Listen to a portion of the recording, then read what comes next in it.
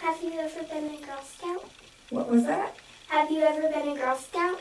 I was a Girl Scout for about 2 years. I was a Brownie, went through the Brownies completely, but then I moved to Reno and they didn't have any Girl Scouts there, so I was in Girl Guides instead. So I was in Girl Scouts for a couple of years when I came to Baltimore. When did you know that you wanted to be an astronomer? I decided quite early. Between 5th and 6th grade, I organized my friends into a little astronomy club, and we met once a week during the summer to study the constellations. By the time I was in 7th grade, I was sure that that was what I wanted to do. What did your parents think about your interest in astronomy? My mother was a bit skeptical, but they both were supportive. My father was a scientist, and I think maybe he was rather happy that I was going into a science. Wait, Rosie, I'm going to interrupt. Was your father worried at all about you going into science? I don't think so. Nope, so he didn't think anything about you being a girl? Well, he didn't give me any indication that he did. Mother claims that she was not opposed, but she certainly let me know that she was questioned it. Did anyone discourage you from pursuing astronomy because you were a girl? Probably a couple of dozen people at least. I definitely was told many, many times that a girl could not become a scientist. My first encouragement, if you can call it that, was my junior year in college, when the head of the physics department told me, I usually try to talk a girl out of going into physics, but I think maybe you might make it. Just a second, hold on.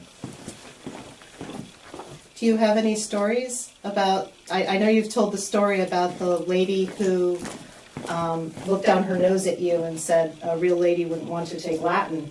Can you remember any other, or would want to take Latin rather than mathematics? No. Can you remember any other stories where someone...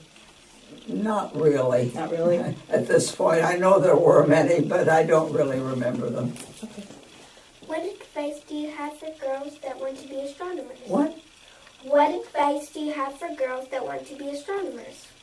Well, I always tell girls that, or anybody else for that matter, that if you like puzzles, science is a good place for you, science or engineering, because you're continually solving puzzles.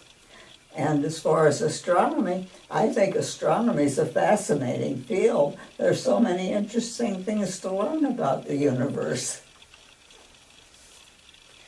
What do you think is the most interesting thing that you have studied, learned, or discovered as an astronomer? What was that? Can you say that a little more slowly and clearly, sweetie? What do you think is the most interesting thing you have studied, learned, or discovered as an astronomer?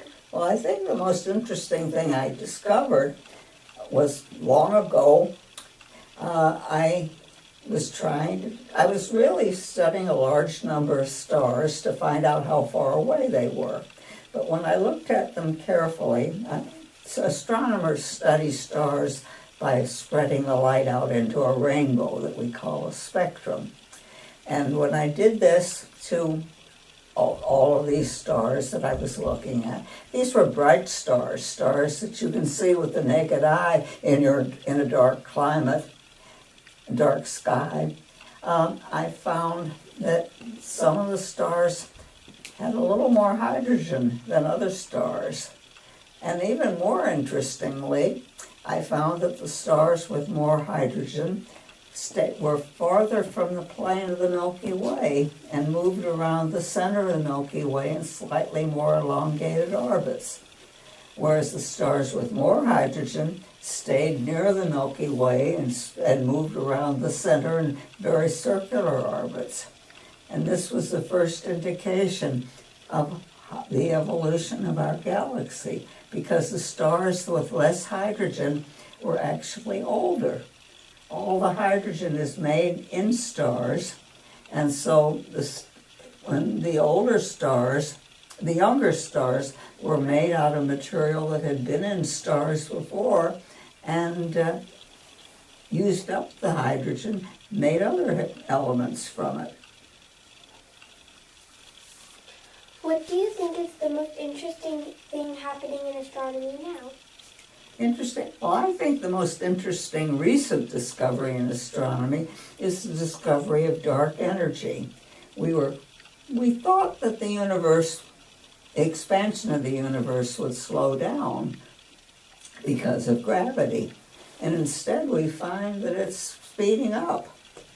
And when we look very carefully, we find that of the energy in the universe, about 3/4 of it is energy that we have no idea of what it is. We can't see it. Only thing we can recognize is that it's causing the expansion of the universe to speed up. We also know from recent experience that about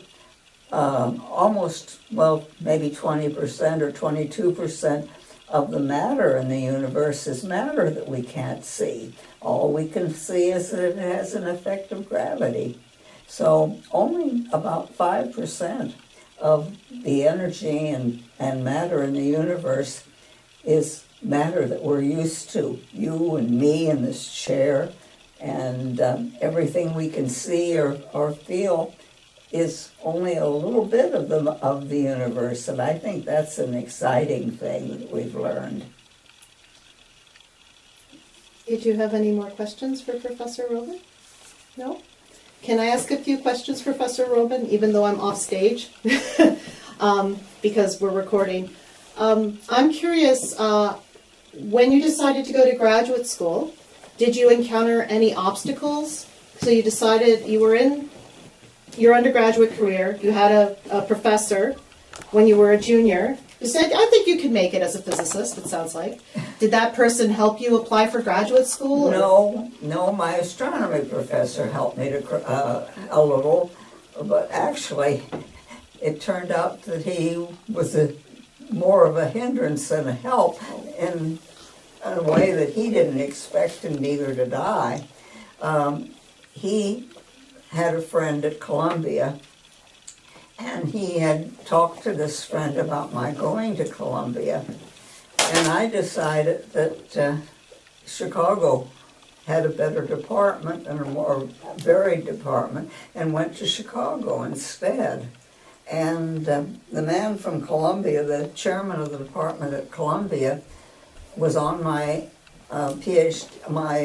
BA committee. At Swarthmore, you don't get any credit for the last 2 years if you're in honors, and you get all of your grade depends on your final exam, which is partly written, but largely oral with outside examiners.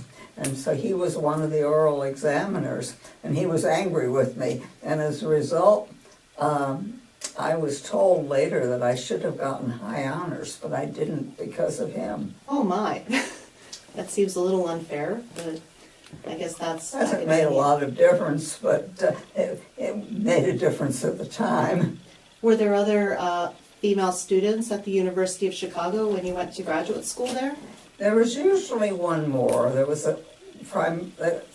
starting the same time I did, there was a woman, a Canadian woman, who came with a master's degree.